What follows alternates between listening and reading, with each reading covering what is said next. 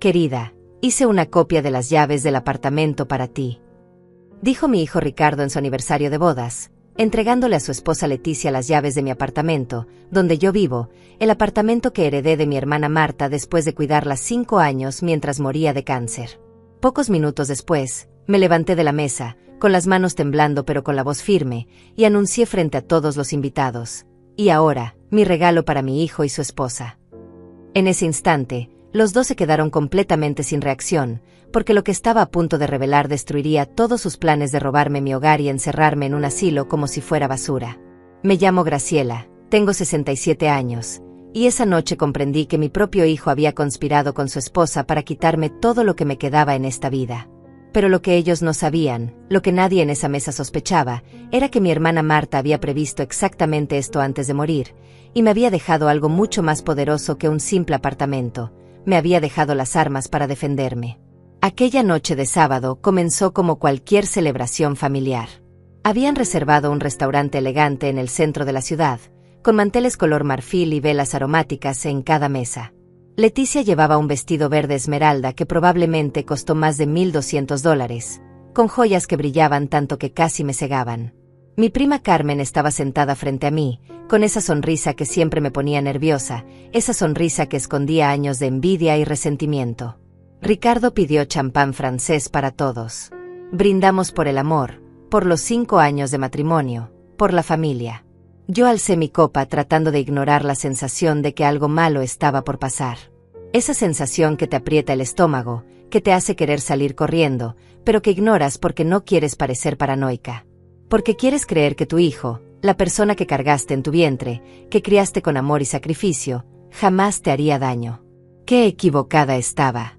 Después del brindis, Ricardo se puso de pie. Todos lo miramos expectantes. Él sonreía de esa manera que solía derretirme el corazón cuando era niño, pero ahora esa sonrisa me pareció extraña, ensayada, como si estuviera actuando en una obra de teatro. Tomó la mano de Leticia y dijo con voz alta, para que todos escucharan: mi amor, estos 5 años contigo han sido los mejores de mi vida. Eres la mujer más increíble que he conocido, y quiero que sepas que siempre voy a cuidarte, que siempre vas a tener un hogar conmigo. Todos aplaudieron. Carmen aplaudió más fuerte que nadie. Yo también aplaudí, aunque algo dentro de mí gritaba que esto no era normal, que había algo mal en sus palabras. Entonces Ricardo metió la mano en el bolsillo de su saco gris y sacó un sobre pequeño color crema. Lo abrió lentamente, con dramatismo, como si fuera el momento más importante de su vida. Y de ese sobre sacó un juego de llaves. Llaves que yo reconocí inmediatamente porque eran idénticas a las mías. Las llaves de mi apartamento. Querida, dijo mirando fijamente a Leticia, ignorando completamente que yo estaba sentada a solo 2 metros de distancia, hice una copia de las llaves del apartamento para ti. Para que siempre tengas donde llegar. Para que ese lugar sea nuestro. El silencio que siguió fue ensordecedor. Sentí como si alguien me hubiera golpeado en el pecho con un martillo. Nuestro. Ese apartamento era mío. Era lo único que me quedaba de Marta, de los años que pasamos juntas, de las noches en vela cuidándola, limpiando sus heridas, sosteniéndole la mano mientras lloraba de dolor. Ese apartamento tenía las paredes que ella pintó, los muebles que eligió, las fotografías de nuestra infancia. Y mi hijo acababa de regalárselo a su esposa como si fuera un objeto cualquiera, como si yo no existiera, como si yo ya estuviera muerta. Leticia tomó las llaves con una sonrisa triunfante. Sus ojos brillaban de una manera que me heló la sangre. Carmen aplaudía y reía, diciendo: «¡Qué hermoso gesto, Ricardo! ¡Qué esposo tan generoso!». Y yo me quedé ahí sentada, petrificada, sintiendo como mi mundo se derrumbaba mientras todos celebraban mi destrucción. Pero entonces recordé las palabras de Marta en su lecho de muerte.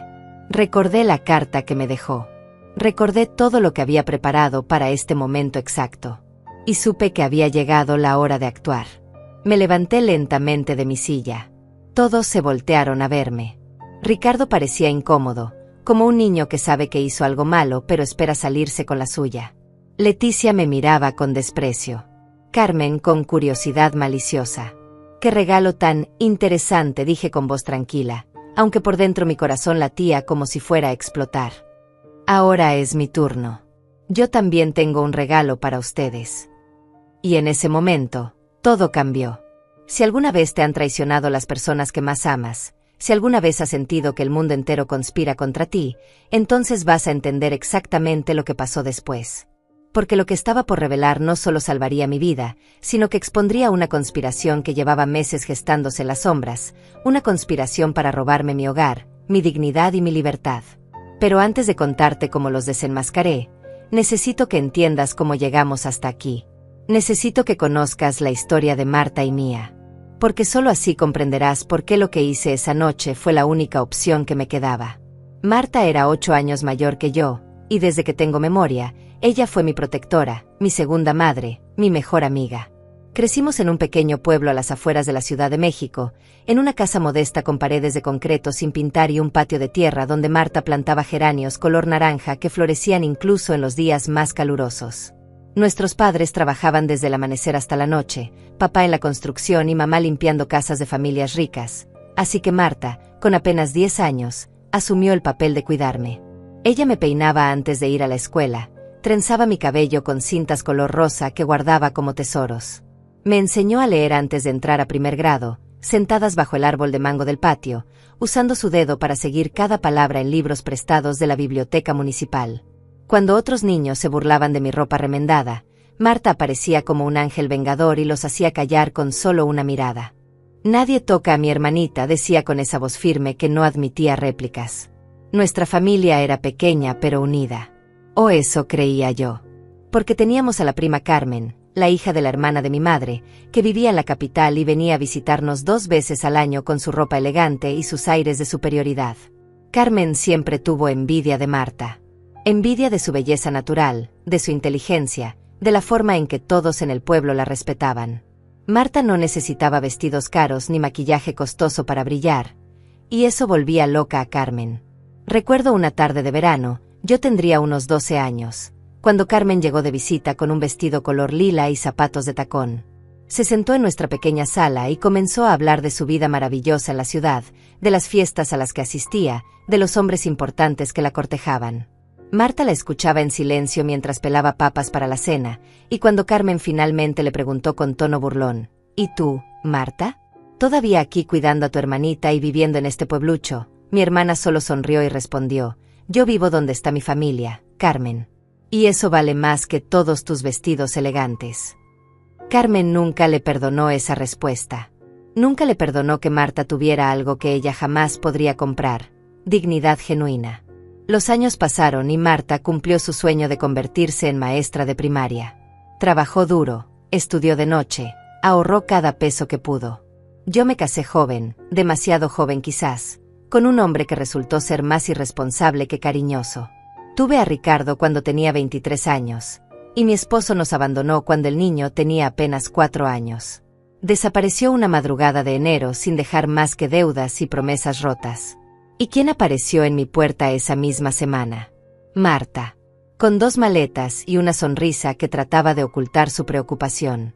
Vine a ayudarte con Ricardo, dijo como si fuera lo más natural del mundo, como si no hubiera dejado su propio apartamento en la ciudad, su trabajo estable, su vida cómoda, solo para rescatarme de mi desastre.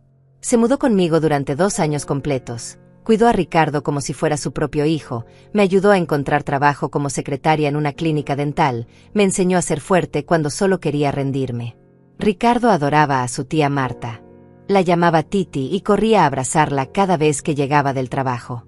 Ella le leía cuentos antes de dormir, le ayudaba con las tareas, lo llevaba al parque los domingos. Le enseñó valores que yo, hundida en mi depresión y agotamiento, no tenía fuerzas para inculcar. Le enseñó sobre el respeto, la honestidad, la importancia de cuidar a la familia. Ricardo le decía mientras lo sentaba en sus rodillas, los hombres de verdad protegen a las mujeres que aman, no las abandonan. Prométeme que nunca vas a ser como tu padre. Y Ricardo prometía.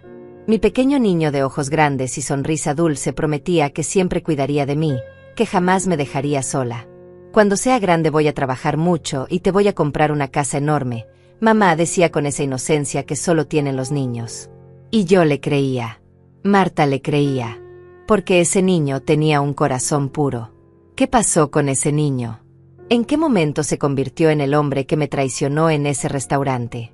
Marta nunca se casó. Dedicó su vida a la enseñanza y a nosotros. Ahorró cada centavo durante 30 años, viviendo modestamente, sin lujos innecesarios. Cuando cumplió 55 años, finalmente pudo comprar su sueño, un apartamento pequeño pero hermoso en un edificio tranquilo de la ciudad.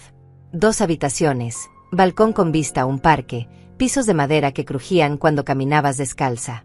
Lo decoró con plantas, fotografías de nuestra infancia, y una colección de libros que cubría toda una pared. Era su santuario, su logro más grande. Graciela, me dijo el día que firmó los papeles de propiedad, sus ojos brillando de felicidad, este lugar algún día será tuyo. Porque tú eres mi familia, mi hermana, mi vida entera. Todo lo que tengo es tuyo. Yo lloré ese día. Lloré porque sabía que no merecía a una hermana tan generosa, tan desinteresada. Carmen estuvo presente en la celebración, con su sonrisa forzada y sus felicitaciones vacías. La vi observando cada rincón del apartamento con ojos calculadores, haciendo cuentas mentales del valor de todo. Ya entonces supe que tramaba algo, pero no imaginé cuánto odio guardaba en su corazón. 5 años después del día de esa celebración, Marta comenzó a sentirse mal. Dolores de estómago que ignoraba, cansancio que atribuía al trabajo. Cuando finalmente fue al médico, el diagnóstico fue devastador: cáncer de páncreas en estado avanzado. Los doctores le dieron 6 meses de vida, quizás 1 año si respondía bien al tratamiento. Renuncié a mi trabajo inmediatamente. Ricardo ya era adulto para entonces. Tenía 28 años y trabajaba en una empresa de tecnología con un buen salario. Ve a cuidar a la tía Marta, me dijo abrazándome fuerte. Yo te voy a ayudar económicamente, no te preocupes por nada. Y cumplió. Durante los primeros 3 meses, Ricardo me enviaba $1,200 cada mes para ayudar con los gastos médicos y la comida. Me mudé al apartamento de Marta para cuidarla las 24 horas del día. Fueron 5 años de infierno y amor mezclados. 5 años viéndola deteriorarse lentamente, su cuerpo fuerte convirtiéndose en piel y huesos, su cabello cayéndose por la quimioterapia, su sonrisa volviéndose más débil cada día. Pero también 5 años de conversaciones profundas, de risas compartidas en los días buenos, de abrazos que decían más que 1000 palabras. Carmen aparecía ocasionalmente, siempre con excusas de por qué no podía quedarse mucho tiempo, siempre mirando el apartamento como un buitre que espera a que su presa muera. ¿Ya hiciste testamento, Marta?, preguntaba con falsa preocupación. Deberías pensar en la familia, en repartir equitativamente. Marta la callaba con una mirada que podría congelar el infierno. Fue durante esos años que Ricardo conoció a Leticia. Una mujer hermosa en apariencia, con cabello largo color castaño y una forma de hablar que parecía educada y refinada. Trabajaba como relacionista pública en una empresa internacional, usaba ropa de diseñador y siempre tenía la respuesta correcta para cada situación. Al principio me cayó bien. Parecía hacer feliz a mi hijo, y eso era lo único que importaba. Pero Marta la vio diferente. Esa mujer tiene ojos de serpiente, me dijo una noche mientras yo le daba su medicina. No confío en ella, Graciela. Hay algo falso en su sonrisa. Yo le dije que estaba siendo muy dura, que Leticia solo era una chica moderna y ambiciosa. Marta sacudió la cabeza con tristeza. Ojalá me equivoque, hermanita. Ojalá me equivoque. Nunca se equivocaba. Todo comenzó a cambiar 3 meses antes de que Marta muriera. Los depósitos de Ricardo se volvieron irregulares. De $1,200 mensuales pasaron a 600, luego a 300, hasta que dejaron de llegar por completo. Cuando lo llamaba para preguntarle qué pasaba, siempre tenía una excusa diferente. Problemas en el trabajo, gastos inesperados, la boda que estaban planeando con Leticia costaba más de lo anticipado. Mamá, entiende que también tengo mi vida, me dijo una tarde por teléfono con un tono que nunca antes había usado conmigo, frío y distante. No puedo estar manteniéndote para siempre. Ya llevas 5 años sin trabajar. Esas palabras me dolieron más que cualquier golpe físico. ¿Manteniéndome? Yo no estaba de vacaciones. Estaba cuidando a la mujer que lo había criado, que lo había amado como una madre, que le había enseñado todo lo bueno que alguna vez tuvo. Estaba sacrificando mi salud, mis ahorros, mi futuro, para que Marta no muriera sola y abandonada en algún hospital frío. Y mi hijo lo llamaba mantenerte. Marta escuchó esa conversación. Estaba tan débil que apenas podía levantarse de la cama, pero sus ojos seguían siendo agudos, perceptivos. «Es ella», susurró con voz quebrada. «Leticia está envenenándolo contra ti. Lo está alejando de su familia». Al principio no quise creerlo. Inventaba excusas para justificar el comportamiento de Ricardo. «Está estresado por la boda», me decía a mí misma. «Está bajo mucha presión en el trabajo». Pero entonces comenzaron las visitas extrañas. Carmen empezó a aparecer en el apartamento con más frecuencia, pero nunca sola. Siempre traía a Leticia con ella. Las dos llegaban juntas, se sentaban en la sala, y hablaban en voz baja mientras miraban alrededor como si estuvieran tasando cada objeto, cada mueble, cada centímetro del lugar. Cuando yo entraba a la habitación, se callaban abruptamente y me sonreían con esa falsedad que hace que se te erice la piel. «Solo veníamos a ver cómo está Marta», decía Carmen con dulzura empalagosa. «Y a acompañarte, prima. Debe ser tan difícil para ti estar aquí sola, sin ayuda, sin dinero». La forma en que pronunciaba esas últimas palabras, sin dinero, sonaba como una amenaza velada. Leticia observaba todo con esos ojos calculadores que Marta había identificado desde el principio. Tomaba fotografías del apartamento con su teléfono, supuestamente para mostrarle a Ricardo cómo está todo, pero yo sabía que había algo más. La veía contar las habitaciones, medir mentalmente los espacios, preguntar casualmente sobre el valor del edificio, sobre si Marta tenía seguro de vida, sobre qué pasaría con el apartamento cuando ella muriera. «¿Ya pensaste en tu futuro, Graciela?», me preguntó Leticia una tarde mientras Carmen revisaba los medicamentos de Marta con falso interés. «Vas a necesitar un lugar donde vivir cuando todo esto termine. Ricardo y yo hemos estado hablando, y pensamos que quizás podrías mudarte a una residencia para personas mayores. Hay unas muy bonitas, con enfermeras y todo. Serías mucho más feliz ahí que sola en un apartamento grande». Tenía 62 años en ese momento. No era una anciana decrépita que necesitara que la encerraran en un asilo. Pero la forma en que Leticia lo dijo, con esa condescendencia disfrazada de preocupación, me hizo entender que ya había tomado decisiones sobre mi vida sin consultarme. Le conté todo a Marta esa noche. Ella ya casi no podía hablar, el cáncer se había extendido a sus pulmones, pero reunió todas sus fuerzas para decirme: «Escúchame bien, Graciela. No dejes que te quiten este apartamento. Es tuyo. Yo lo dejé todo arreglado. Prométeme que vas a luchar». «Te lo prometo», le dije mientras lágrimas corrían por mis mejillas. Ella cerró los ojos, exhausta por el esfuerzo de hablar, y yo me quedé ahí sentada junto a su cama, sosteniendo su mano que ya no tenía fuerza. 2 semanas después, Marta murió. Fue un domingo por la mañana, con el sol entrando por la ventana iluminando su rostro que finalmente parecía en paz. Yo estaba sola con ella, como habíamos estado durante todos esos años. Ricardo llegó 3 horas después de que llamé para avisarle, y cuando entró al apartamento, venía con Leticia y Carmen. Los 3 juntos. Como una unidad. No me abrazó. No lloró. Solo miró el cuerpo de Marta en la cama y dijo con voz mecánica: «Hay que hacer los arreglos del funeral». Leticia puso su mano en el hombro de Ricardo en un gesto de apoyo que parecía más posesivo que amoroso. Carmen empezó inmediatamente a revisar cajones y armarios con el pretexto de buscar los documentos importantes.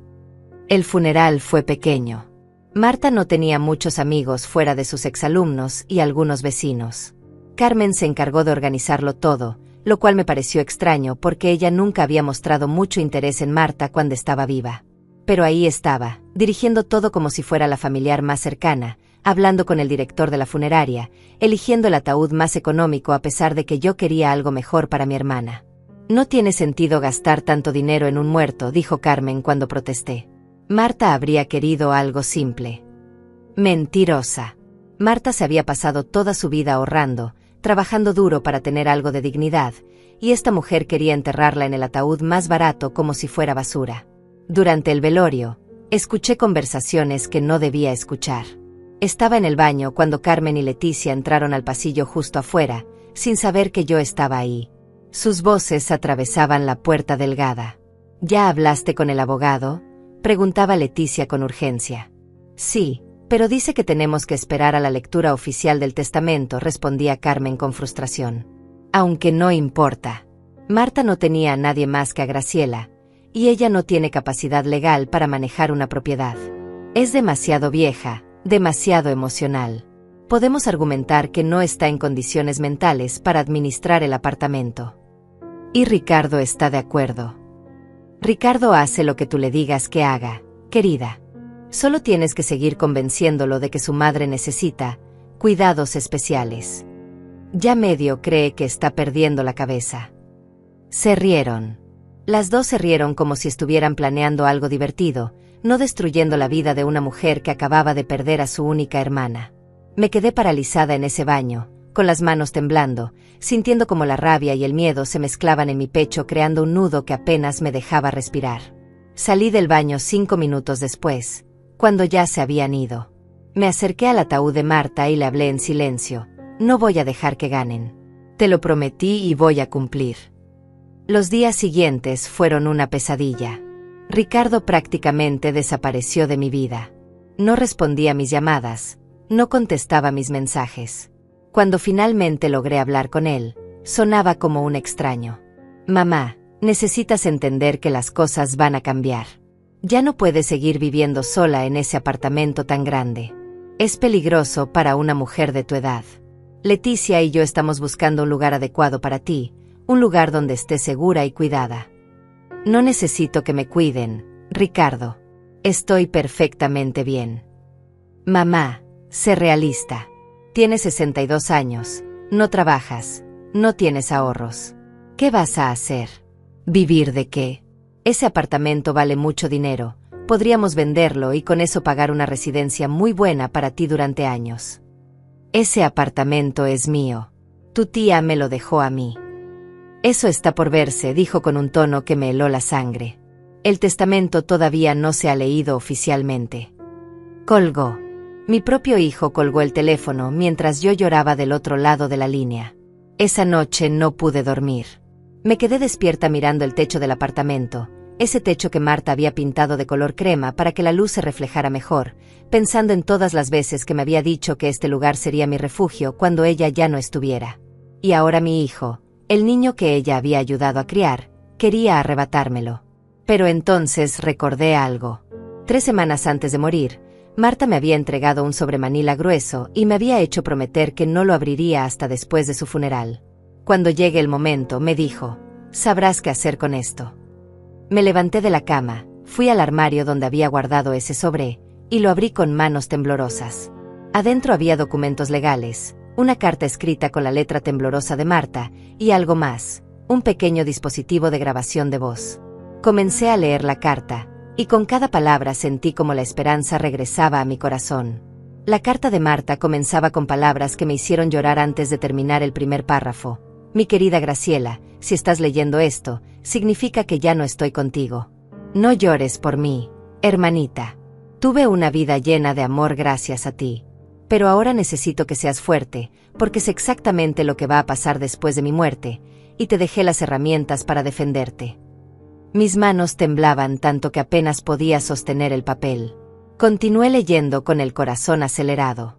Hace 6 meses, cuando todavía podía caminar sin ayuda, fui al apartamento de Ricardo para llevarle una comida que había preparado. Toqué el timbre pero nadie respondió, así que usé la copia de llaves que él me había dado años atrás para emergencias. Entré pensando que quizás estaba en la ducha o con audífonos, pero lo que escuché me rompió el corazón.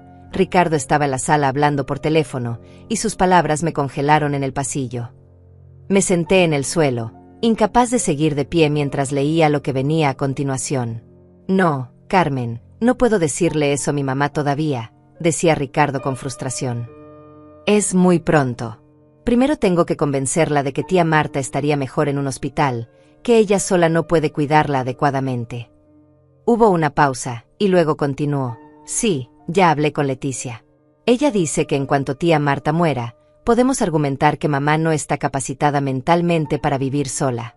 Tiene más de 60 años, no trabaja, se la pasa cuidando a una enferma terminal. Cualquier juez va a estar de acuerdo en que necesita supervisión. Otra pausa. El apartamento vale al menos $300,000. Si lo vendemos y ponemos a mamá en una residencia barata, nos quedan más de $200,000 para dividir. Tú te llevas tu parte como familiar directa, y Leticia y yo usamos el resto para el enganche de nuestra casa. Dejé caer la carta. El mundo daba vueltas a mi alrededor. Mi hijo, mi niño, el bebé que amamanté, que cuidé cuando tuvo fiebre, al que le enseñé a caminar sosteniendo sus manitas. Ese mismo niño estaba planeando encerrarme en un asilo barato y robarme mi hogar para comprar una casa con su esposa. Pero la carta continuaba. No salí corriendo como debía hacerlo. Me quedé escondida en el pasillo y grabé toda la conversación con mi teléfono. Tengo 48 minutos de audio donde Ricardo, Carmen y Leticia planean cada detalle de cómo quitarte el apartamento, cómo van a convencer a un juez de que estás senil, cómo van a falsificar reportes médicos si es necesario. Lo tengo todo, Graciela. Cada palabra, cada risa cruel, cada comentario despreciativo sobre ti. Las lágrimas caían sobre el papel, borrando algunas palabras, pero seguí leyendo con desesperación. Fui inmediatamente con mi abogado, Francisco Mendoza. Le conté todo y le mostré las grabaciones. Él me ayudó a proteger el apartamento de una manera que ellos nunca van a poder romper legalmente. El apartamento ahora pertenece a un fideicomiso irrevocable. Tú eres la beneficiaria vitalicia y la única administradora. Nadie, absolutamente nadie, puede venderte, obligarte a salir, o tomar decisiones sobre esa propiedad sin tu consentimiento explícito y notariado. Ni siquiera si te declararan incapacitada mentalmente, porque el fideicomiso tiene cláusulas que lo protegen de ese tipo de maniobras. No podía creer lo que estaba leyendo. Marta, incluso muriendo, incluso con tanto dolor, había usado sus últimas fuerzas para protegerme. Además, continuaba la carta, dejé instrucciones muy específicas. Si Ricardo, Carmen o Leticia intentan alguna acción legal contra ti, Francisco tiene autorización para revelar las grabaciones públicamente y presentar cargos por conspiración para cometer fraude. También dejé un video, Graciela. Un video donde explico todo lo que descubrí, donde muestro las pruebas, donde les digo exactamente lo que pienso de ellos. Francisco lo tiene guardado y lo mostrará en el momento adecuado. El dispositivo de grabación que está en este sobre contiene copias de todas las conversaciones. Escúchalas cuando estés lista. Son dolorosas, lo sé, pero necesitas saber la verdad completa. Necesitas entender contra quién estás luchando. Te amo, hermanita. Siempre te amé. Fuiste lo mejor de mi vida. No dejes que te destruyan. Eres más fuerte de lo que crees. Y recuerda, la venganza no es rebajarse a su nivel, es simplemente no permitir que el mal triunfe. Tu hermana que te adora eternamente, Marta. Me quedé sentada en el piso durante horas, abrazando esa carta contra mi pecho, llorando por la hermana que me conocía mejor que nadie, que había previsto todo, que me había salvado incluso desde su tumba. Finalmente reuní el valor para tomar el dispositivo de grabación y presionar play. La voz de Ricardo llenó la habitación, y cada palabra era una puñalada. Mamá está demasiado apegada a tía Marta. Es enfermizo. Necesita ayuda psiquiátrica, pero nunca va a aceptarlo por su cuenta. Tenemos que forzar la situación. Luego la voz de Carmen. Una vez que tengamos el apartamento, podemos venderlo rápido. Conozco a un desarrollador que está comprando todo el edificio para hacer condominios de lujo. Nos daría $350,000 en efectivo, sin preguntas. Y finalmente Leticia, con esa voz dulce que usaba en público pero que aquí sonaba venenosa. Ricardo, cariño, tu madre tuvo su oportunidad en la vida y la desperdició casándose con un perdedor. No es tu responsabilidad mantenerla hasta que muera.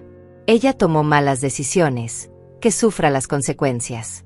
Nosotros merecemos esa casa en el suburbio, merecemos empezar nuestra familia en un lugar bonito, no sacrificar nuestro futuro por una vieja que nunca hizo nada productivo con su vida.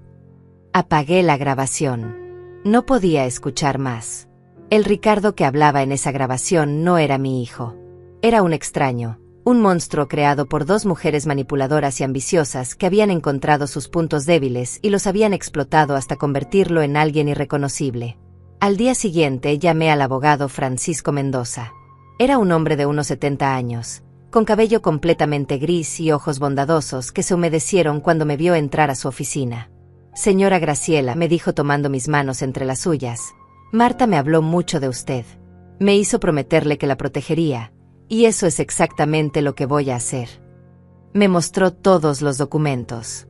El fideicomiso era impenetrable. Marta había invertido sus últimos ahorros, casi $15,000, en crear una estructura legal que ningún abogado corrupto pudiera desmantelar. El apartamento estaba a mi nombre dentro del fideicomiso, pero con tantas protecciones que era prácticamente imposible que alguien me lo quitara. ¿Y el video que mencionó Marta? Pregunté con voz temblorosa. Francisco sacó una memoria USB de su cajón. Está aquí. Marta lo grabó 2 semanas antes de morir.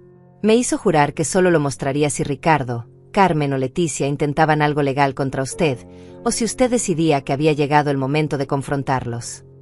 Quiero verlo, dije con determinación que no sabía que tenía. Francisco lo reprodujo en su computadora. Ahí estaba Marta, demacrada, calva por la quimioterapia, conectada a tubos de oxígeno, pero con sus ojos ardiendo de rabia y amor. Habló durante 20 minutos. Explicó las grabaciones, mostró documentos, llamó a Ricardo, Carmen y Leticia por sus nombres completos y los acusó de conspiración, manipulación y crueldad. Su voz era débil pero clara, y cada palabra estaba elegida con precisión legal. Al final del video, Marta miró directamente a la cámara y dijo: Ricardo, sé que algún día vas a ver esto, y quiero que sepas que te amé como a un hijo. Pero lo que estás planeando hacer es imperdonable.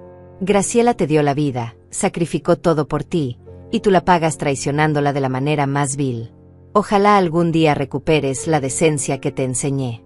Pero si no lo haces, que estas palabras te persigan el resto de tu vida. Destruiste a tu madre por dinero, y eso te convierte en menos que nada. La pantalla se puso negra. Francisco y yo nos quedamos en silencio durante varios minutos.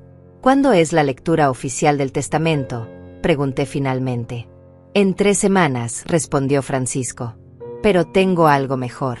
Ricardo y Leticia están planeando su aniversario de bodas, ¿verdad? Cumplirán 5 años de casados. Sí, dije confundida. ¿Cómo lo sabe? Carmen me contactó hace 2 días, dijo Francisco con una sonrisa triste. Quería saber si el testamento ya se había ejecutado, si usted ya tenía acceso legal al apartamento. Estaba urgida. Le dije que todo estaba en proceso, que tomaba tiempo. Ella pareció satisfecha y mencionó casualmente que habría una celebración familiar pronto. Entendí inmediatamente. Van a hacer su movimiento en el aniversario. Exactamente, confirmó Francisco. Y creo que nosotros también deberíamos hacer el nuestro. ¿Qué le parece si les damos una sorpresa? Y así fue como comenzamos a planear mi venganza. No una venganza cruel o violenta, sino una venganza justa. La venganza de la verdad. La noche del aniversario llegó más rápido de lo que esperaba. Durante las 3 semanas previas, Francisco y yo habíamos preparado todo meticulosamente. Cada documento, cada grabación, cada prueba estaba organizada en carpetas que él llevaría al restaurante. Yo apenas dormía, ensayando mentalmente lo que diría, cómo reaccionaría, tratando de prepararme para ver la traición de mi hijo manifestarse frente a mis ojos. Ricardo me llamó 2 días antes de la celebración. Su voz sonaba forzadamente alegre, como si estuviera leyendo un guión. Mamá, Leticia y yo vamos a celebrar nuestro aniversario el sábado. Queremos que vengas. Va a ser algo íntimo, solo familia cercana. ¿Familia cercana?, pregunté, aunque ya sabía la respuesta. Sí, tú, Carmen, y algunos amigos nuestros. Nada muy grande. Leticia reservó un lugar bonito, te va a gustar. Quise gritarle, sé lo que están planeando. Sé que me van a quitar mi casa. Pero me contuve. Francisco me había aconsejado mantener la calma, actuar normal, dejar que ellos ejecutaran su plan para poder desmantelarlo con más fuerza. Ahí estaré, dije simplemente. Perfecto, mamá. Y oye, te quiero. ¿Sabes eso, verdad? Esas palabras me dolieron más que cualquier insulto, porque eran mentira. Si me quisiera, no estaría planeando destruirme. Colgué sin responder y lloré durante 1 hora. El sábado me vestí con mi mejor ropa, un traje color beige que Marta me había regalado 2 años atrás, zapatos cómodos pero elegantes, un collar de perlas que había sido de mi madre. Me maquillé ligeramente para ocultar las ojeras de las noches sin dormir. Cuando me miré al espejo, vi a una mujer de 62 años que había sobrevivido al abandono, a la viudez, a la enfermedad de su hermana, y que ahora se preparaba para la batalla más importante de su vida. Francisco llegó a recogerme en su coche.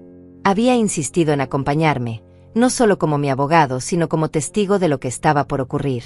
Llevaba un maletín de cuero gastado que contenía todo lo que necesitábamos. ¿Está lista?, me preguntó con gentileza. No, respondí honestamente. Pero vamos de todas formas. El restaurante era elegante, demasiado elegante para mi gusto. Paredes color crema con molduras doradas, lámparas de cristal que colgaban del techo, mesas cubiertas con manteles color marfil. El tipo de lugar donde cada plato cuesta lo que yo ganaba en una semana cuando trabajaba. Leticia había elegido este sitio para impresionar, para mostrar su estatus, para dejarme clara la diferencia entre su vida y la mía. Cuando entramos, Ricardo vino a saludarme. Me dio un abrazo rápido, mecánico, el tipo de abrazo que das por obligación social. Mamá, qué bueno que viniste. Este es un día muy especial para nosotros. Leticia apareció detrás de él, radiante con su vestido verde esmeralda que debió costar una fortuna. Me besó en la mejilla dejando una marca de labial color coral que tuve que limpiarme discretamente. Graciela, te ves muy bien. Qué lindo tu traje. Su tono dejaba claro que pensaba exactamente lo contrario. Carmen ya estaba sentada en la mesa, con una copa de vino blanco en la mano y esa sonrisa que me hacía querer salir corriendo. Prima, ven, siéntate aquí conmigo. Me señaló la silla a su lado, estratégicamente ubicada para que ella pudiera observarme durante toda la cena. Francisco se sentó frente a mí, su presencia silenciosa pero reconfortante. Ricardo lo miró con curiosidad. ¿Y ustedes? Francisco Mendoza, dijo mi abogado extendiendo la mano. Soy amigo de la familia. Conocí a Marta hace muchos años. Graciela me invitó a acompañarla esta noche. Espero que no sea un inconveniente. Vi a Carmen y Leticia intercambiar miradas nerviosas. La presencia de un abogado claramente no estaba en sus planes. Pero Ricardo, siempre educado en público, sonrió y dijo: por supuesto que no. Bienvenido. La cena comenzó con una incómoda normalidad. Pedimos comida que apenas probé porque tenía el estómago cerrado de la ansiedad. Carmen hablaba sin parar sobre un viaje que había hecho a Europa, presumiendo cada detalle, cada hotel caro, cada restaurante exclusivo.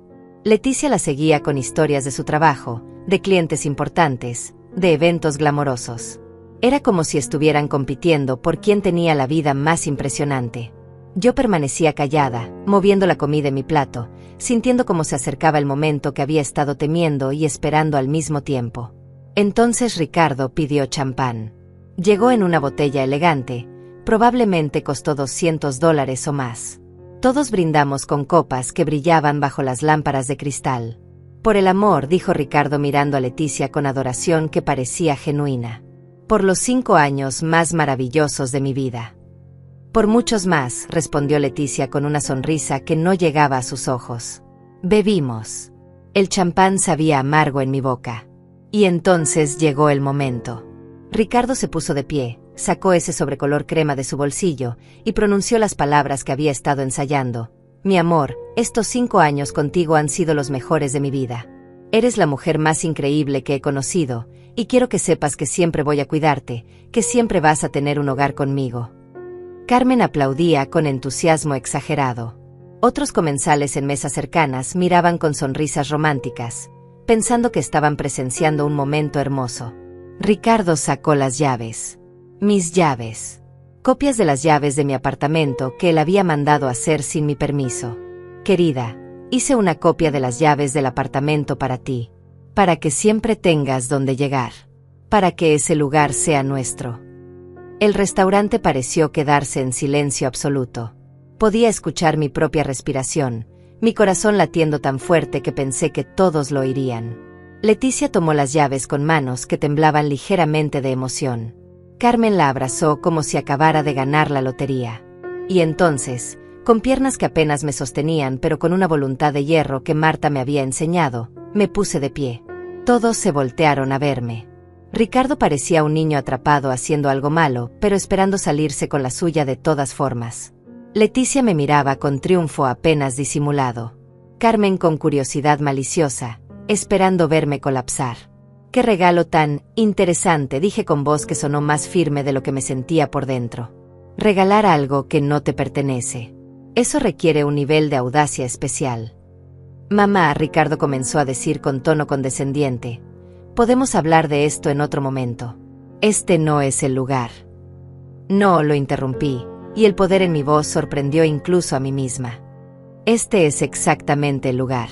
Porque si vamos a hacer teatro público con mi vida, entonces todos deben conocer la obra completa». Francisco se puso de pie junto a mí, abriendo su maletín con movimientos deliberados. Ricardo palideció. Carmen dejó su copa de vino con mano temblorosa. Leticia se aferró a las llaves como si fueran un salvavidas. «Ricardo», continué, sintiendo décadas de dolor, traición y amor herido convirtiéndose en palabras. «Esas llaves que acabas de regalar son copias ilegales de mi apartamento. El apartamento que tu tía Marta me dejó en herencia legal e irrevocable». «Mamá, el testamento todavía no se ha leído oficialmente», dijo Ricardo con voz que intentaba sonar autoritaria, pero que se quebraba en los bordes. «El testamento». Francisco habló por primera vez, su voz de abogado llenando el espacio. «El testamento de Marta Solís fue ejecutado hace 4 meses, 3 semanas antes de su muerte, en mi oficina notarial. Está completamente legal, registrado y sellado. Y establece claramente que Graciela es la única beneficiaria de todos los bienes de Marta, incluyendo el apartamento ubicado en el número 847 de la Avenida Reforma». El rostro de Carmen perdió todo color. Leticia soltó las llaves sobre la mesa como si quemaran.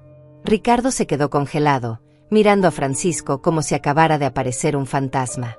«Pero eso no es todo», continué, mi voz ganando fuerza con cada palabra. «Porque verán, Marta no era tonta.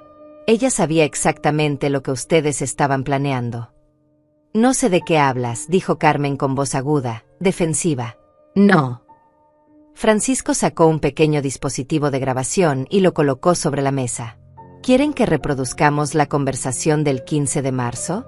Aquella donde discutían cómo declararían a Graciela mentalmente incapacitada para robarle su hogar. ¿O prefieren la del 22 de abril, donde calculaban cuánto dinero les quedaría después de venderlo y meterla en el asilo más barato que pudieran encontrar?» El silencio que siguió fue absoluto. Incluso los meseros se habían detenido, observando la escena que se desarrollaba como si fuera una telenovela en vivo. «Yo también tengo un regalo para ustedes», dije, y mi voz sonaba como la de Marta en sus mejores días, fuerte y justa. «El regalo de la verdad. Y las consecuencias». Francisco sacó una laptop delgada de su maletín y la colocó sobre la mesa, entre las copas de champán y los platos a medio comer. Los dedos le temblaban ligeramente mientras la abría, no de nerviosismo sino de rabia contenida. Él también había querido a Marta, y lo que estaba por mostrar le dolía tanto como a mí. «Antes de reproducir esto», dijo con voz profesional pero cargada de emoción, «quiero que todos sepan que lo que van a escuchar y ver fue grabado legalmente. Marta nunca violó ninguna ley de privacidad. Todo fue documentado en lugares donde ella tenía derecho legal a estar, y las conversaciones fueron grabadas porque involucraban crímenes que se estaban planeando contra su hermana». Ricardo intentó levantarse. «No tienen derecho a...». «Siéntate», le ordené con una autoridad que no sabía que poseía. Y para mi sorpresa, obedeció. Algo en mis ojos, en mi postura, le hizo entender que ya no era la madre sumisa que podía manipular. Francisco presionó play. La primera grabación llenó el espacio del restaurante. Había conectado la laptop a un pequeño altavoz portátil para que todos pudieran escuchar claramente. La voz de Ricardo resonó, y cada palabra era como un martillo golpeando mi corazón. «Carmen, escúchame bien. Mamá no puede seguir viviendo sola. No es capaz». El otro día la llamé y sonaba confundida, olvidadiza. «Creo que está desarrollando demencia senil o algo así. Leticia tiene razón, necesitamos intervenir antes de que sea demasiado tarde, antes de que haga algo peligroso». La voz de Carmen respondía con entusiasmo calculador. «Perfecto, Ricardo. Si podemos documentar esos episodios de confusión, tendremos base legal para pedir una evaluación psiquiátrica obligatoria. Y una vez que tengamos un diagnóstico de incapacidad mental, aunque sea parcial, podemos solicitar tutela legal sobre ella y sus bienes». «¿Y el apartamento?», preguntaba Ricardo, su voz cargada de avaricia apenas disimulada. «El apartamento es la clave de todo», respondía Carmen. Vale al menos $350,000 en el mercado actual. Una vez que tengamos control legal sobre Graciela, podemos venderlo argumentando que necesitamos el dinero para pagar su cuidado en una institución adecuada. Nadie va a cuestionarlo porque parecerá que estamos haciendo lo mejor para ella. Leticia aparecía entonces en la grabación, su voz dulce y venenosa. Mi amor, sé que esto es difícil para ti, pero piensa en nuestro futuro. Piensa en los hijos que queremos tener. No podemos criar una familia en un apartamento rentado de 2 habitaciones. Tu madre tuvo su vida, tomó sus decisiones. No es tu responsabilidad sacrificar nuestros sueños, porque ella desperdició sus oportunidades casándose con un fracasado que la abandonó. Vi cómo Ricardo encogía en su silla con cada palabra. Otros comensales del restaurante se habían acercado discretamente, escuchando con expresiones de horror y fascinación. Carmen tenía lágrimas corriendo por su rostro, pero no de arrepentimiento, sino de pánico puro. Leticia miraba la laptop como si fuera una serpiente venenosa. Pero Francisco no había terminado. Esa fue la primera grabación, dijo. Hay 17 más. 17 conversaciones documentadas donde planean cada detalle de cómo robarle a Graciela su hogar, su dignidad, su libertad. Reprodujo fragmentos de otras grabaciones. En una, Carmen explicaba cómo conocía a un psiquiatra corrupto que, por $5,000, firmaría cualquier diagnóstico que necesitaran. En otra, Leticia describía exactamente qué tipo de residencia querían para mí. Algo económico, que tenga enfermeras pero que no cueste más de $1,200 al mes. Con lo que sobre del apartamento podemos vivir cómodamente durante años. En una grabación particularmente horrible, los 3 discutían qué hacer con las pertenencias de Marta. Son solo trastos viejos, decía Leticia con desdén. Libros usados, muebles anticuados, fotografías que a nadie le importan. Lo donamos todo o lo tiramos. No vale la pena ni el costo de almacenamiento. Esos trastos viejos, dije con voz quebrada, eran la vida de mi hermana. Sus libros que leyó 100 veces, los muebles que compró con el dinero que ahorró durante 30 años de trabajo, las fotografías de nuestra infancia, de nuestros padres, de cada momento feliz que tuvimos. Para ustedes no valían nada. Para mí lo eran todo. Leticia intentó defenderse. Graciela, esto está sacado de contexto. Estábamos preocupados por ti, queríamos lo mejor. ¿Lo mejor? Exploté, y toda la rabia de meses de manipulación salió de golpe. ¿Encerrarme en un asilo barato mientras se reparten $300,000 es lo mejor para mí? ¿Declararme demente con diagnósticos falsos es preocupación? ¿Tirar los recuerdos de mi hermana como basura es amor? Francisco levantó la mano pidiéndome calma, aunque sus ojos brillaban de aprobación. Hay más, dijo simplemente. El video. Giró la laptop hacia el resto de la mesa y presionó play. La cara demacrada pero furiosa de Marta apareció en la pantalla. Llevaba un pañuelo color amarillo cubriendo su cabeza calva, y los tubos de oxígeno entraban por su nariz. Pero sus ojos ardían con una intensidad que hizo que Carmen gimiera audiblemente. Mi nombre es Marta Elena Solís, comenzaba Marta con voz débil pero clara. Estoy grabando esto el 28 de agosto, 2 semanas antes de mi muerte proyectada. Estoy en mi sano juicio, como pueden confirmar los 3 doctores que firman este documento que sostengo en mi mano. Y necesito dejar constancia de un crimen que se está planeando contra mi hermana Graciela. Durante los siguientes 15 minutos, Marta explicó todo. Cómo había descubierto la conspiración, cómo había grabado cada conversación, cómo había usado sus últimos ahorros para crear un fideicomiso legal impenetrable que protegiera a su hermana. Mostró documentos, tocó las grabaciones de audio, y nombró nombres con precisión quirúrgica.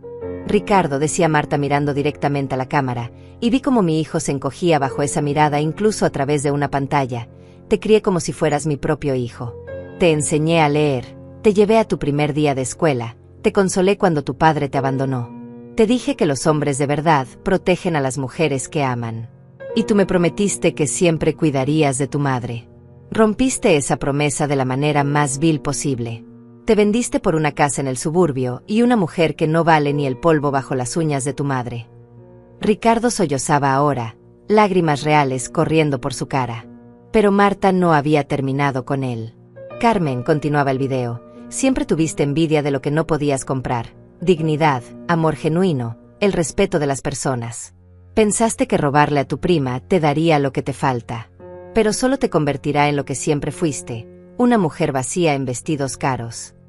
Carmen había escondido su cara entre las manos, pero Francisco subió el volumen para que no pudiera escapar de las palabras. Y Leticia, la voz de Marta se volvió de hielo puro. Tú eres la peor de todos porque no tienes ni la excusa de la sangre ni la historia. Entraste a esta familia como una serpiente, identificaste las debilidades de un hombre bueno pero débil, y lo convertiste en tu marioneta.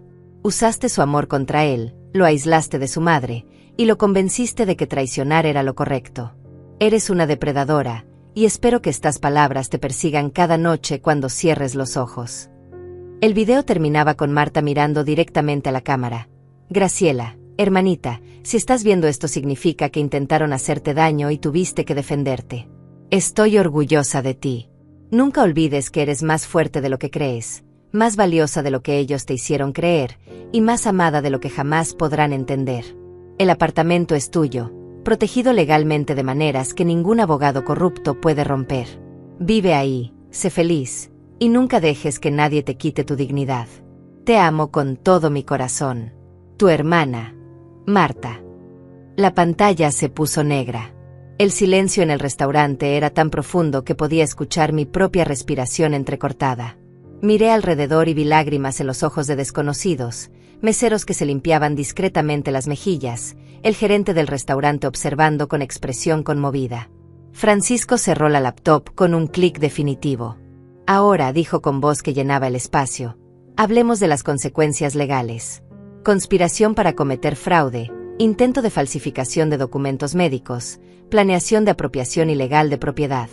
Cada uno de estos es un delito penal que puede resultar en cárcel. No, susurró Ricardo con voz rota. Por favor, no. Miré a mi hijo, al hombre que había sido mi bebé, mi razón para seguir adelante después de que su padre nos abandonara. Y sentí algo quebrarse dentro de mí. No era odio lo que sentía. Era algo peor, decepción tan profunda que dolía más que cualquier traición. Tienes una sola oportunidad, dije finalmente. Una sola forma de evitar que Francisco presente estos documentos a las autoridades mañana por la mañana. Los tres me miraron con esperanza desesperada, aferrándose a cualquier posibilidad de salvación. Van a escuchar exactamente lo que va a pasar ahora, continué.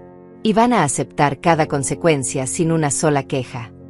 Los días siguientes al aniversario fueron una tormenta de emociones que casi me destruyen. Pensé que después de exponer la verdad, después de mostrar las pruebas, todo terminaría y podría comenzar a sanar. ¡Qué ingenua fui! La guerra apenas comenzaba. Ricardo me llamó a las 6 de la mañana del día siguiente. Yo no había dormido nada, seguía despierta mirando el techo del apartamento, reviviendo cada momento de la confrontación en el restaurante. Cuando vi su nombre en la pantalla de mi teléfono, el corazón se me aceleró. Quizás llamaba para disculparse, para decirme que había recapacitado, que había sido un error terrible. Mamá, su voz sonaba diferente. No arrepentida, sino furiosa. ¿Qué demonios hiciste anoche? ¿Tienes idea de la humillación que nos causaste? Leticia no para de llorar. Sus padres llamaron preguntando qué tipo de familia somos. Mis amigos que estaban ahí lo compartieron en redes sociales. Hay videos de todo circulando por todas partes. Me quedé helada. ¿Eso es lo que te preocupa? ¿La vergüenza pública?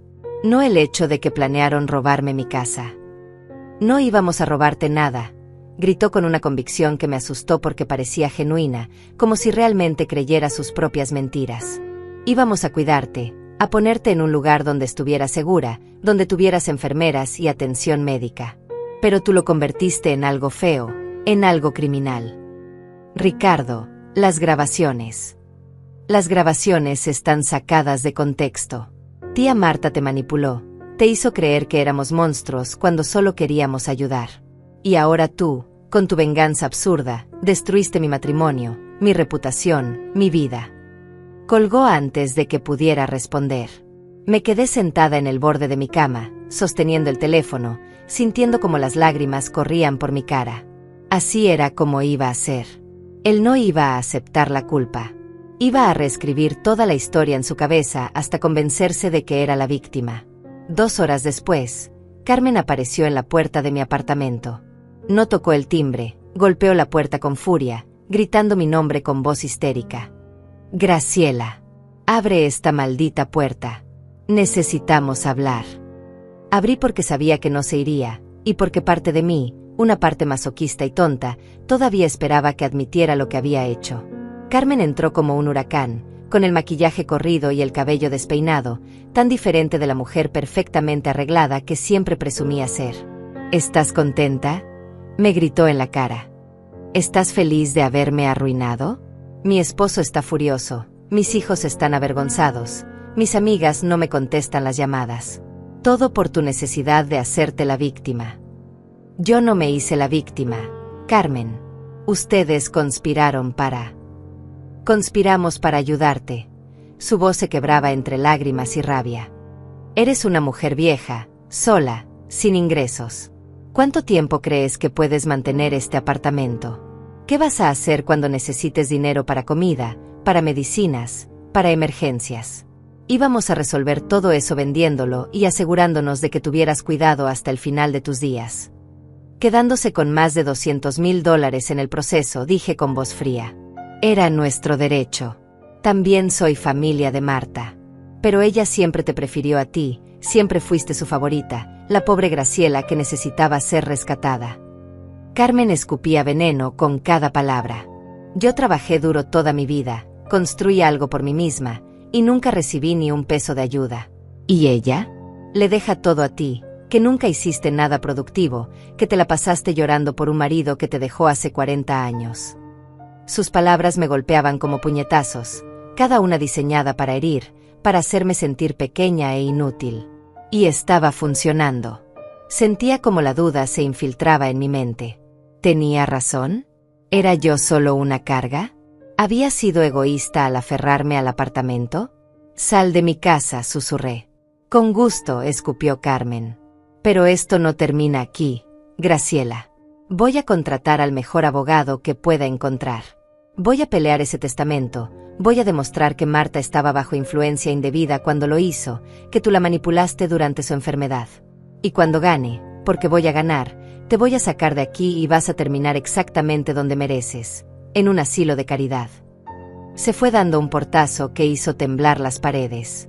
Me derrumbé en el piso, abrazando mis rodillas, sintiendo como todo el valor que había reunido para la confrontación se evaporaba. Estaba sola, completamente sola. Mi hijo me odiaba, mi prima me amenazaba, y no tenía a nadie a quien recurrir. Entonces mi vista cayó sobre la fotografía que estaba en la mesa de la sala. Marta y yo, cuando éramos niñas, abrazadas bajo el árbol de mango del patio de nuestra infancia. Ella me estaba trenzando el cabello con cintas color rosa, y las dos sonreíamos con esa felicidad pura que solo existe en la niñez. Me arrastré hasta la mesa y tomé la fotografía con manos temblorosas. Detrás, con la letra de Marta, había una nota que nunca había visto. Graciela, 1968. El día que prometí siempre protegerte. Una promesa que cumplí hasta mi último aliento. Ahora te toca a ti ser fuerte. No por mí, sino por ti. Porque mereces ser feliz. Con todo mi amor, M. Lloré sosteniendo esa fotografía durante lo que parecieron horas. Pero estas lágrimas eran diferentes. No eran de derrota, sino de determinación. Marta había peleado por mí incluso muriendo. ¿Y yo iba a rendirme ante las amenazas de gente que nunca me amó? Me levanté del piso, me lavé la cara, me peiné. Llamé a Francisco y le conté todo, la llamada de Ricardo, la visita de Carmen, las amenazas legales. Que lo intenten, dijo Francisco con voz tranquila pero firme. El fideicomiso es impenetrable. Marta se aseguró de eso. Y si Carmen presenta una demanda, voy a contrademandar por acoso, difamación, y voy a hacer públicas todas las grabaciones, no solo fragmentos. ¿Está preparada para pelear, Graciela? Miré la fotografía de Marta y yo, dos niñas que no sabían lo duro que sería el mundo, pero que se tenían la una a la otra. Sí, respondí. Estoy lista para pelear. Esa noche no dormí, pero no por miedo. Estaba planeando, pensando, recordando cada lección que Marta me había enseñado sobre dignidad, sobre no dejar que los abusadores ganen, sobre defenderse con inteligencia en lugar de con rabia. Y al amanecer, Cuando el sol entraba por la ventana del apartamento iluminando las paredes que Marta había pintado, las estanterías llenas de sus libros, las fotografías de nuestra vida juntas, supe exactamente lo que tenía que hacer. No iba a solo defenderme. Iba a honrar la memoria de mi hermana de la manera más hermosa posible. Iba a transformar su último regalo en algo que ayudara a otros, algo que demostrara que el amor siempre vence al egoísmo. Marta me había dejado las armas. Ahora era mi turno de usarlas con sabiduría. Francisco y yo trabajamos durante 2 semanas preparando nuestra respuesta legal. No iba a ser solo una defensa, sería un contraataque estratégico que dejaría claro que yo no era la anciana confundida que ellos querían pintar, sino una mujer con todos sus derechos protegidos y la verdad de su lado. Carmen cumplió su amenaza. 3 días después de su visita furiosa a mi apartamento, recibí una notificación legal. Estaba demandando la invalidación del testamento de Marta bajo el argumento de influencia indebida durante enfermedad terminal. Alegaba que yo había manipulado a mi hermana, aislándola de la familia, envenenando su mente contra todos mientras estaba vulnerable y moribunda. Pedía que el apartamento fuera declarado parte de la herencia familiar y dividido equitativamente entre todos los parientes vivos. Cuando leí esos documentos, sentí una mezcla de rabia y algo parecido a la risa histérica. ¿Influencia indebida? Yo, que había limpiado el vómito de mi hermana después de cada sesión de quimioterapia, que había sostenido su mano durante las noches de dolor insoportable, que había sacrificado 5 años de mi vida para que no muriera sola, ¿yo la había manipulado? Mientras Carmen aparecía una vez al mes con flores baratas y excusas de por qué no podía quedarse más tiempo. Perfecto, dijo Francisco cuando le mostré la demanda, y su sonrisa era la de un tiburón que huele sangre. Ahora podemos responder con todo. Presentamos una contrademanda demoledora. No solo por las acusaciones falsas de Carmen, sino por conspiración para cometer fraude, intento de apropiación ilegal de propiedad y acoso. Adjuntamos todas las grabaciones, transcripciones completas de cada conversación, el video de Marta, y testimonios de 3 doctores que certificaban que Marta estaba en perfecto uso de sus facultades mentales cuando creó el fideicomiso. Pero eso no era todo. Francisco había hecho algo brillante. Había rastreado los movimientos bancarios de Carmen de los últimos 6 meses y descubierto algo revelador. Ella había estado sacando préstamos contra su propia casa, acumulando deudas de tarjetas de crédito, viviendo muy por encima de sus posibilidades para mantener esa imagen de mujer exitosa. Necesitaba el dinero del apartamento desesperadamente, no para ayudarme, sino para salvar su propia situación financiera. Está en bancarrota emocional y económica, explicó Francisco mientras organizaba los documentos. Por eso está peleando tan duro. No es por principios familiares, es por supervivencia económica. También descubrimos algo sobre Leticia.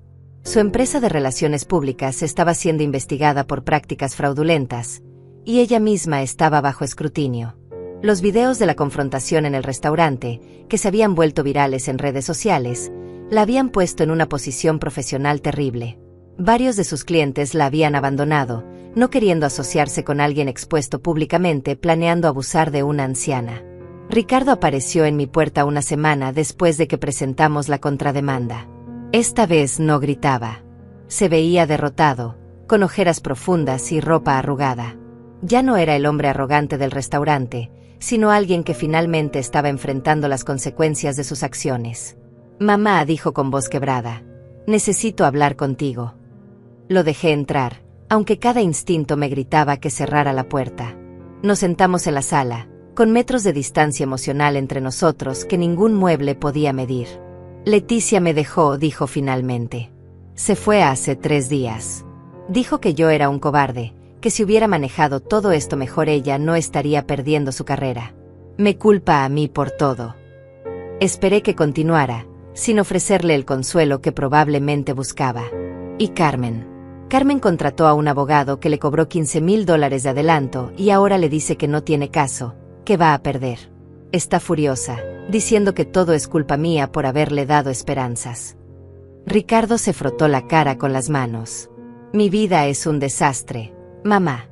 Perdí a mi esposa, mis amigos no me hablan, en el trabajo todos me miran raro porque los videos están por todas partes. Y lo peor es que empiezo a entender que tal vez sí hice algo horrible. Tal vez, la palabra salió de mi boca cargada de décadas de dolor. ¿Qué quieres que diga? Su voz subió de volumen. ¿Qué soy, un monstruo? ¿Qué soy peor que mi padre? Leticia me convenció de que estábamos haciendo lo correcto, de que tú necesitabas ayuda profesional, de que mantener el apartamento era insostenible para ti. Y Carmen. Carmen me mostraba números, planes, me decía que era lo mejor para todos. ¿Y yo?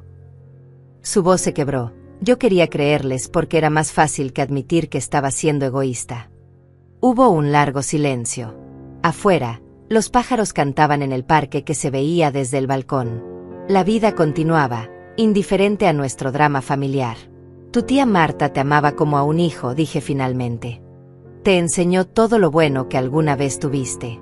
Y murió sabiendo que la habías traicionado, que habías conspirado para lastimar a la única persona que ella más amaba en el mundo.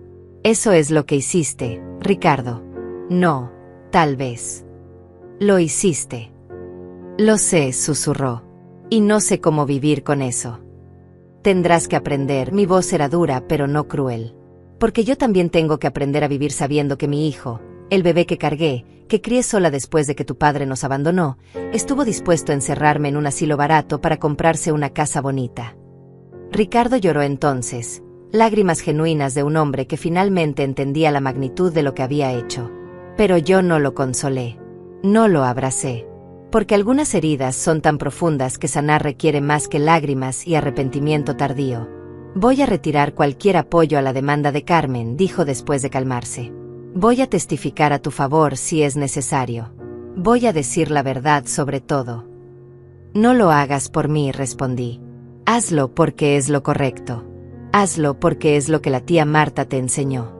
Hazlo para que cuando te mires al espejo, puedas reconocer aunque sea un pedacito del hombre que se suponía que serías. Se fue poco después. No nos despedimos con abrazos ni promesas. Simplemente se fue, cargando el peso de sus decisiones. 2 semanas después, Carmen retiró la demanda. Su abogado le había explicado que no solo iba a perder, sino que podría enfrentar cargos criminales si continuaba. Francisco recibió una carta formal de su representante legal aceptando que el testamento de Marta era válido y que no habría más acciones legales. Ganamos, me dijo Francisco por teléfono, su voz llena de satisfacción. Pero yo no sentía victoria. Sentía cansancio, tristeza por lo que pudo haber sido y nunca sería. Había defendido mi hogar, sí. Había honrado la memoria de Marta, sí. Pero el costo había sido perder a mi hijo. Al menos al hijo que creí tener. Esa noche, sentada en el balcón del apartamento viendo el atardecer pintar el cielo de naranja y violeta, tomé una decisión. No iba a solo defender este lugar. Iba a transformarlo en algo que Marta habría amado, algo que demostrara que su último acto de amor había valido la pena. Abrí la carta que Marta me había dejado y la leí por 100ª vez, deteniéndome en una línea que nunca había procesado completamente. Usa este lugar para hacer el bien, hermanita. Conviértelo en un refugio para otros como nosotras, que necesitan saber que no están solas. Y supe exactamente qué hacer. 6 meses después de aquella noche en el restaurante, el apartamento de Marta se había transformado en algo que nunca imaginé pero que ella habría adorado. Con la ayuda de Francisco, quien resultó ser no solo un abogado brillante sino un amigo verdadero, convertí el espacio en un centro de reunión comunitario para mujeres mayores de la zona. Cada martes y jueves por la tarde, el apartamento se llenaba de voces, risas y el aroma de café recién hecho. Venían mujeres de 60, 70, 80 años, muchas viudas, algunas abandonadas por sus familias, otras simplemente solas. Compartíamos historias, nos enseñábamos habilidades, nos apoyábamos en los momentos difíciles. Una señora llamaba a nuestro grupo Las Invencibles de Marta, y el nombre se quedó. Usé parte de los pequeños ahorros que me quedaban para comprar una máquina de coser industrial. Enseñaba a las mujeres a reparar ropa, a crear cosas hermosas con sus manos. Otra mujer del grupo, una ex maestra como Marta, daba clases de lectura para aquellas que nunca habían aprendido o que querían mejorar. Organizábamos ventas de garaje donde vendíamos lo que creábamos, y el dinero lo dividíamos entre todas o lo usábamos para ayudar a quien más lo necesitara. La habitación que había sido de Marta la convertí en una pequeña biblioteca. Sus libros ahora eran leídos por docenas de manos, sus márgenes con anotaciones compartidas con mentes hambrientas de conocimiento. En la pared colgué su fotografía más hermosa, donde sonreía con esa luz especial que tenía, y debajo puse una placa que decía, Marta Elena Solís, maestra, hermana, protectora. Este espacio existe por su amor. Carmen nunca más intentó contactarme. Escuché por terceros que había tenido que vender su casa, que se había mudado a un apartamento pequeño, que su matrimonio estaba en problemas por las deudas. No sentí alegría por su sufrimiento, pero tampoco compasión. Algunos dolores son tan profundos que el perdón toma más tiempo del que una vida ofrece. Leticia desapareció completamente. Su empresa cerró después de la investigación, y según me contó alguien, se había mudado a otra ciudad tratando de reconstruir su reputación. Las llaves que Ricardo le había regalado esa noche, las llaves de mi apartamento que ella había sostenido con tanta arrogancia, terminaron siendo devueltas por correo sin ninguna nota. Las guardé en un cajón como recordatorio de lo que casi pierdo. Ricardo era la herida más complicada. Cumplió su promesa de testificar a mi favor, aunque nunca fue necesario porque Carmen retiró la demanda. Empezó a asistir a terapia, o eso me dijo en uno de los emails ocasionales que me enviaba. Correos breves, cautelosos, donde me contaba sobre su vida, sobre cómo estaba tratando de ser mejor persona, sobre cuánto extrañaba a la tía Marta y cuánto lamentaba haberla decepcionado. Yo respondía a esos emails, pero con la distancia emocional de alguien que habla con un conocido lejano, no con su hijo. Porque esa relación, esa intimidad de madre e hijo que alguna vez tuvimos, estaba rota de formas que no sabía si algún día podríamos reparar. Tal vez con tiempo, con años de acciones consistentes de su parte, podríamos construir algo nuevo. Pero nunca sería lo que fue. Un martes por la tarde, casi un año después de la confrontación, una mujer nueva llegó al grupo.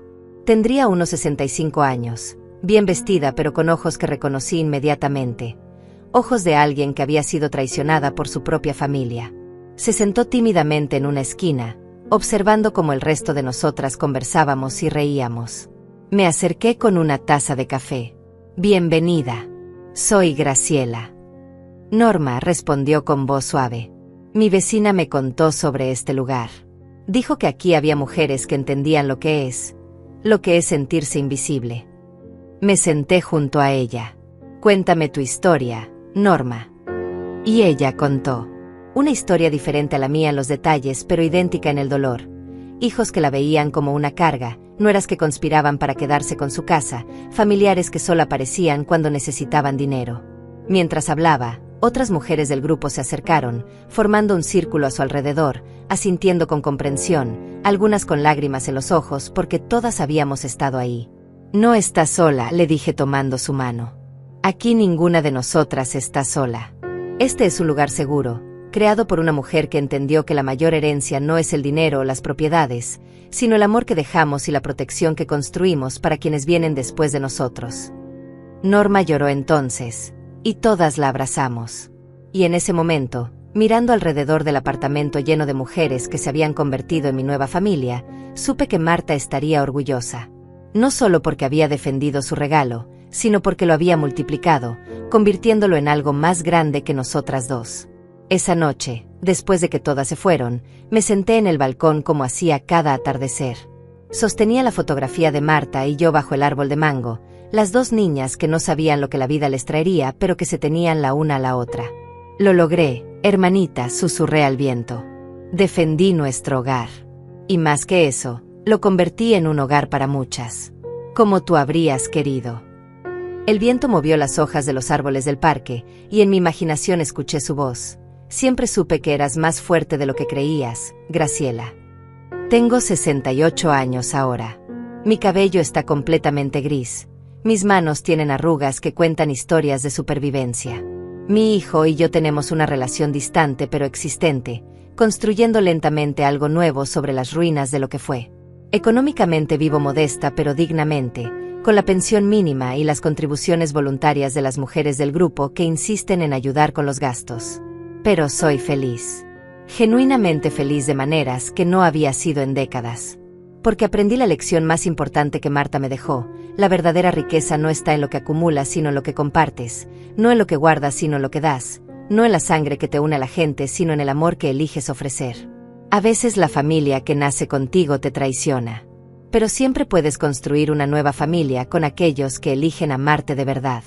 Y esa familia, la que eliges, la que construyes con intención y cuidado, esa es la que permanece. Este apartamento, estas paredes que Marta pintó, estos pisos que crujen con nuestros pasos, se convirtieron en más que un refugio para mí. Se convirtieron en un santuario para docenas de mujeres que necesitaban saber que su vida todavía tenía valor, que su edad no las hacía invisibles, que merecían dignidad y respeto. Y cada vez que una mujer nueva cruza esa puerta con ojos heridos y se va horas después con una sonrisa, sé que Marta está sonriendo también, donde quiera que esté. Porque al final, la mayor venganza contra quienes intentan destruirte no es devolverles el daño. Es construir algo tan hermoso con las cenizas de su traición que su oscuridad nunca pueda tocar tu luz. Esa es la lección que quiero dejar. A veces, la mayor herencia que podemos recibir no son las cosas materiales, sino la valentía para defender lo que es nuestro, la sabiduría para usar nuestros dones en servicio de otros, y la fuerza para seguir siendo buenos incluso cuando el mundo es cruel. Marta me dio un apartamento. Pero más importante, me dio el ejemplo de cómo vivir con dignidad hasta el último aliento. Y ese ejemplo, esa lección de amor incondicional y protección feroz, es la verdadera herencia que ahora comparto con cada mujer que entra por esa puerta. Porque al final, todos merecemos ser protegidos, valorados y amados. Y si nuestra propia sangre no nos lo da, entonces tenemos el derecho y el poder de construirlo nosotros mismos.